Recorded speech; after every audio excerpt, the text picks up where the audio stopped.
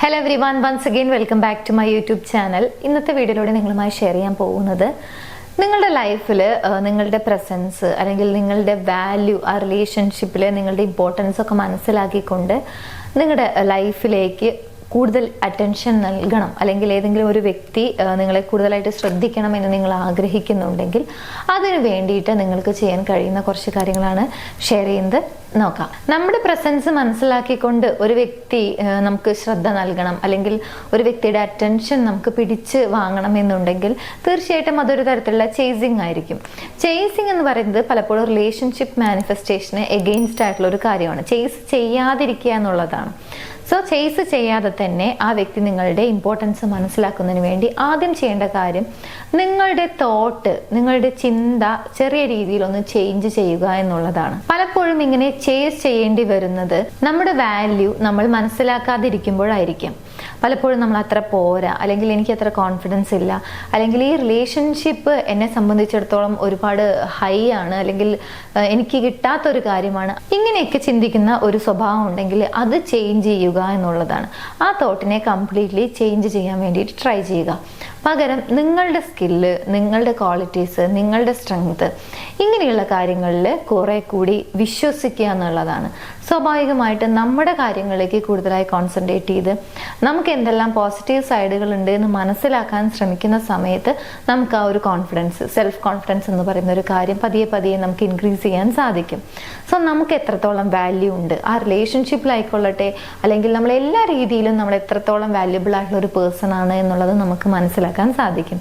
So ഈ രീതിയിൽ നമ്മുടെ ചിന്താഗതി ചെറിയ രീതിയിലൊന്ന് ചേഞ്ച് ചെയ്യുക എന്നുള്ളതാണ്. എസ്പെഷ്യലി നമ്മൾ ആ റിലേഷൻഷിപ്പിന് അത്ര പോരാ എന്നൊക്കെ ഉള്ള തോട്ടുണ്ടെങ്കിൽ അത് കംപ്ലീറ്റ്ലി ചേഞ്ച് ചെയ്യാൻ വേണ്ടി ട്രൈ ചെയ്യാം. ഇതാണ് ആ വ്യക്തിയെ ചേസ് ചെയ്യാതെ തന്നെ അവരുടെ അറ്റൻഷൻ നമുക്ക് ലഭിക്കണം എന്നുണ്ടെങ്കിൽ അതിനായി ചെയ്യാൻ കഴിയുന്ന ആദ്യത്തെ നമ്പർ 1 കാര്യം എന്ന് പറയുന്നത്.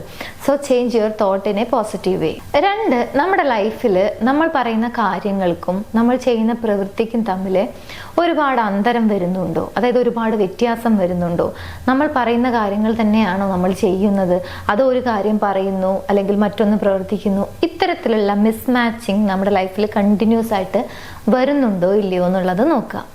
നിങ്ങളുടെ വാക്കുകളും നിങ്ങളുടെ പ്രവൃത്തിയും തമ്മിൽ ഒരു അലൈൻമെന്റ് ഉണ്ട്, അത് മാച്ചിങ് ആണ് എന്നുണ്ടെങ്കിൽ അതൊരു പോസിറ്റീവായിട്ടുള്ള കാര്യമാണ്. ചില ആളുകളെ കണ്ടിട്ടില്ലേ, ഞാൻ അത് ചെയ്യും, ഇത് ചെയ്യും, അല്ലെങ്കിൽ എനിക്ക് ഒരുപാട് ഡ്രീംസും കാര്യങ്ങളൊക്കെ ഉണ്ട്, അല്ലെങ്കിൽ ഒരുപാട് ഗോൾസ് അച്ചീവ് ചെയ്യാനുണ്ട് എന്നൊക്കെ പറയും. പക്ഷെ അവരുടെ ഭാഗത്തു നിന്നും ആ ഒരു കാര്യം നേടുന്നതിന് വേണ്ടി യാതൊരുവിധ എഫേർട്ടും ഉണ്ടായിരിക്കില്ല. ഒരു സിംഗിൾ ആയിട്ടുള്ള ഒരു സ്റ്റെപ്പ് പോലും അവരെടുക്കില്ല എന്നുള്ളതാണ്. അതുകൊണ്ട് തന്നെ അവരുടെ ലൈഫിൽ ഒരു പ്രോഗ്രസ് ഉണ്ടായിരിക്കില്ല. സ്വാഭാവികമായിട്ടും ആ വ്യക്തിയെ ചേസ് ചെയ്യാനോ അല്ലെങ്കിൽ അവരോട് കൂടുതലായിട്ട് നമുക്ക് അടുക്കാനോ ഒന്നും തോന്നില്ല. ബിക്കോസ് അവരുടെ വാക്കുകളും പ്രവൃത്തികളും തമ്മിൽ ഒരുപാട് വ്യത്യാസം ഉണ്ടായിരിക്കും, അല്ലെങ്കിൽ അവർ പറയുന്ന കാര്യങ്ങളൊന്നും ചെയ്യില്ല, ഒരു പ്രോമിസ് കൊടുത്തു കഴിഞ്ഞാൽ പോലും അത് പാലിക്കില്ല എന്നുള്ളത് കൊണ്ടാണ്. എന്നാൽ നമ്മൾ പറയുന്ന കാര്യങ്ങളൊക്കെ നമ്മുടെ ലൈഫിൽ നമ്മൾ ചെറിയ രീതിയിലെങ്കിലും ചെയ്യുന്നുണ്ട്, അല്ലെങ്കിൽ ഇത്തരത്തിലുള്ള പ്രോഗ്രസ് ഉണ്ട് എന്ന് തോന്നുന്ന സമയത്ത് നിങ്ങളുടെ ലൈഫിലേക്ക് അവരുടെ ടൈം ആൻഡ് എനർജി അല്ലെങ്കിൽ ആ ഒരു ലവ് എന്ന് പറയുന്ന ഒരു കാര്യം ഇൻവെസ്റ്റ് ചെയ്യണമെന്നൊക്കെ തോന്നും. എന്നാൽ യാതൊരുവിധ പ്രോഗ്രസ്സും ഇല്ല, പറഞ്ഞ വാക്കുകളും പ്രവൃത്തിയും തമ്മിൽ ഒരുപാട് വ്യത്യാസമാണ് കണ്ടിന്യൂസ് ആയിട്ട് കാണുന്നത് എന്നുണ്ടെങ്കിൽ ആ ഒരു ക്യൂരിയോസിറ്റി ഉണ്ടായിരിക്കില്ല. സോ നിങ്ങളൊരു വ്യക്തി നിങ്ങളുടെ ലൈഫിൽ നിങ്ങൾ അവരെ ചേസ് ചെയ്യാതെ തന്നെ അവരുടെ അറ്റൻഷൻ നിങ്ങൾക്ക് ലഭിക്കണം എന്നുണ്ടെങ്കിൽ ഈ ഒരു കാര്യം കൂടി ശ്രദ്ധിക്കുക എന്നുള്ളതാണ്. നിങ്ങളുടെ വാക്കുകളും പ്രവൃത്തികളും തമ്മിൽ ഒരു അലൈൻമെന്റ് ഉണ്ട്, ഒരു മാച്ചിങ് ഉണ്ട് എന്നുള്ളത് മനസ്സിലാക്കുക, അല്ലെങ്കിൽ അതിന് വേണ്ടിയിട്ട് ശ്രദ്ധിക്കുക എന്നുള്ളതാണ്. നെക്സ്റ്റ്, ആ വ്യക്തിയുടെ ഒരു അറ്റൻഷൻ പോസിറ്റീവായ രീതിയിൽ നിങ്ങൾക്ക് ലഭിക്കണം എന്നുണ്ടെങ്കിൽ ഏതെങ്കിലും ഒരു കാര്യത്തിന് വേണ്ടി നിങ്ങൾ അത്ര പെർഫെക്റ്റ് അല്ലാത്ത, എന്നാൽ ഒരു വ്യക്തിയുടെ സഹായം ലഭിച്ചു കഴിഞ്ഞാൽ നിങ്ങൾക്ക് ആ കാര്യം കൃത്യമായി ചെയ്യാൻ കഴിയുമെന്ന് ഉറപ്പുള്ള ചില കാര്യങ്ങൾ ഉണ്ടായിരിക്കില്ലേ? അങ്ങനെയുള്ള കാര്യങ്ങൾക്ക് അവരുടെ സഹായം ചോദിക്കുക എന്നുള്ളതാണ്. സഹായം ചോദിക്കുന്ന സമയത്ത് അത് 1 or 2 തവണ മാത്രം ചോദിക്കുക. പിന്നീട് ആ ഒരു കാര്യം നിങ്ങൾ ഒറ്റയ്ക്ക് ചെയ്യാൻ വേണ്ടി ട്രൈ ചെയ്യാം. അങ്ങനെ ആവുന്ന സമയത്ത് പിന്നീട് നിങ്ങൾ ഒറ്റയ്ക്ക് ചെയ്യുമ്പോൾ അവർ നിങ്ങളെക്കുറിച്ച് ചിന്തിക്കാനുള്ള ഒരു സാധ്യത അവിടെ കൂടുതലാണ്. 1-2 തവണ ചോദിച്ചിരുന്നു, ഇപ്പം അങ്ങനെ ചോദിക്കാറില്ല എന്നുള്ളത്. ഇവിടെ എന്താണ് നിങ്ങൾ വീണ്ടും ആ ഒരു ഹെൽപ്പ് ചോദിക്കാത്തത് എന്ന് ചിന്തിക്കാനുള്ളൊരു സാധ്യതയുണ്ട്. അറ്റ് ദ സെയിം ടൈം 1-2 തവണ ഒരു കാര്യം പറഞ്ഞ് കൊടുത്തു കഴിഞ്ഞാൽ അത് സ്വയം ചെയ്യാനുള്ള ഒരു കപ്പാസിറ്റി, അല്ലെങ്കിൽ നിങ്ങൾ വളരെയധികം പെട്ടെന്ന് ലേൺ ചെയ്യുന്ന ഒരു വ്യക്തിയാണ് എന്ന രീതിയിലൊക്കെ ഒരു പോസിറ്റീവ് ആയിട്ടുള്ള ഒരു തോട്ട് നിങ്ങളെക്കുറിച്ച് ഉണ്ടാക്കാനും അത് ഹെൽപ്പ് ചെയ്യും.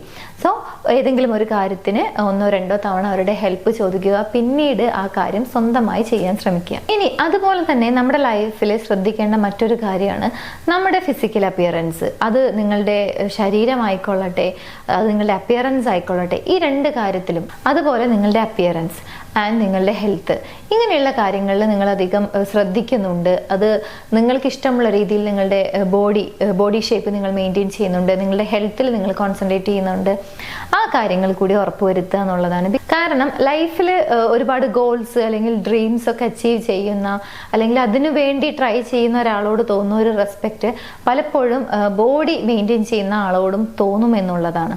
സോ ആ ഒരു അട്രാക്ഷൻ അല്ലെങ്കിൽ ആ ഒരു അറ്റൻഷൻ നിങ്ങൾക്ക് ലഭിക്കണമെന്നുണ്ടെങ്കിൽ അതിനുവേണ്ടി ചെയ്യാൻ കഴിയുന്ന ഒരു കാര്യമാണ് നിങ്ങളുടെ ശരീരത്തെ അല്ലെങ്കിൽ നിങ്ങളുടെ ഹെൽത്തിനെ നിങ്ങൾ കുറെ കൂടി സീരിയസ് ആയിട്ട് കാണുന്നുണ്ട്, അത് ഒരു ഹെൽത്തി വേയിൽ മെയിൻറ്റെയിൻ ചെയ്യാൻ ശ്രമിക്കുന്നുണ്ട് എന്നുള്ളത് റിഫ്ലക്റ്റ് ചെയ്യാൻ വേണ്ടിയിട്ട് ട്രൈ ചെയ്യുക എന്നുള്ളതാണ്. ആൻഡ് ഫൈനലി, എല്ലാ സമയത്തും അവൈലബിൾ ആകാതിരിക്കുക എന്നുള്ളതാണ്.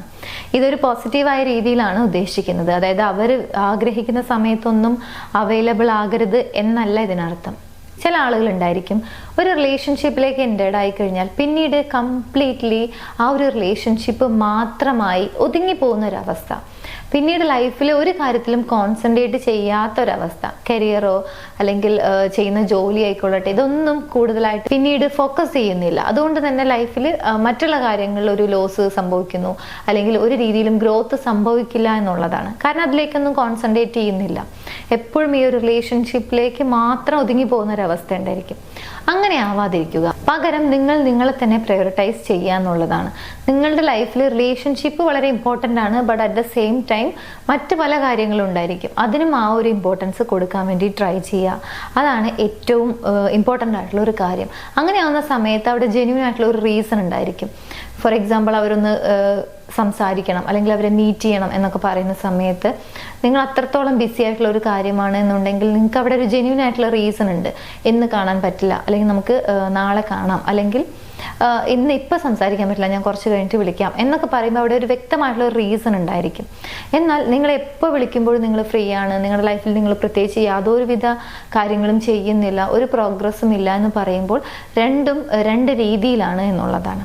സോ നിങ്ങളുടെ ലൈഫിനെ നിങ്ങൾ പ്രയോറിറ്റൈസ് ചെയ്യുക, ഫുൾ ടൈം അവൈലബിൾ ആകാതിരിക്കുക, അവിടെ ഒരു ജെന്യൂൻ ആയിട്ടുള്ള റീസൺ ഉണ്ടായിരിക്കുക, ലൈഫിൽ കുറെ കൂടി ഫോക്കസ്ഡ് ആവുക എന്നുള്ളതാണ്. ഇത്രയും കാര്യങ്ങൾ നമ്മുടെ ലൈഫിൽ നമുക്ക് അപ്ലൈ ചെയ്യാൻ പറ്റുന്ന കുറച്ച് കാര്യങ്ങളാണ്.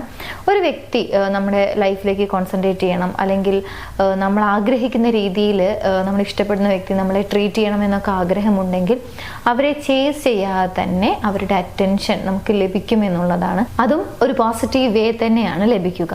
സോ ഇത്രയും കാര്യങ്ങൾ ആ ഒരു വ്യക്തിയുടെ, നിങ്ങൾ ഇഷ്ടപ്പെടുന്ന വ്യക്തിയുടെ അറ്റൻഷൻ കിട്ടുന്നതിന് വേണ്ടിയിട്ട്, അതും ചേസ് ചെയ്യാതെ തന്നെ, ചോദിക്കാതെ തന്നെ നിങ്ങളെ കുറിച്ച് ഒരു പോസിറ്റീവായിട്ടുള്ള ഒരു ഔട്ട്ലുക്ക് ഉണ്ടാക്കിയെടുക്കാനും അവർ നിങ്ങൾക്ക് അറ്റൻഷൻ, അവരുടെ ശ്രദ്ധ നൽകുന്നതിന് വേണ്ടിയിട്ട് നിങ്ങളുടെ ലൈഫിൽ ചെയ്യാൻ കഴിയുന്ന കാര്യങ്ങളാണ്.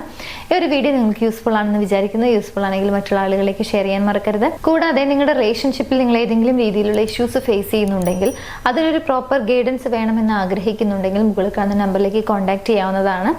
എന്താണ് നിങ്ങളുടെ റിലേഷൻഷിപ്പ് ഇഷ്യൂ, അല്ലെങ്കിൽ നിങ്ങളിപ്പോൾ സ്ട്രഗിൾ ചെയ്തുകൊണ്ടിരിക്കുന്നത് എന്താണെന്നുള്ളത് കൃത്യമായി കമ്മ്യൂണിക്കേറ്റ് ചെയ്യുകയാണെങ്കിൽ അതിനുള്ള പ്രോപ്പർ ഗൈഡൻസ് ഞങ്ങളുടെ ടീം നിങ്ങൾക്ക് നൽകുന്നതാണ്. സോ ഗൈഡൻസ് ആവശ്യമുള്ള ആളുകൾക്ക് മുകളിൽ കാണുന്ന നമ്പറിലേക്ക് കോൺടാക്ട് ചെയ്യാവുന്നതാണ്. എനിവേസ്, നമുക്ക് മറ്റൊരു വീഡിയോയിൽ കാണാം. Thank you.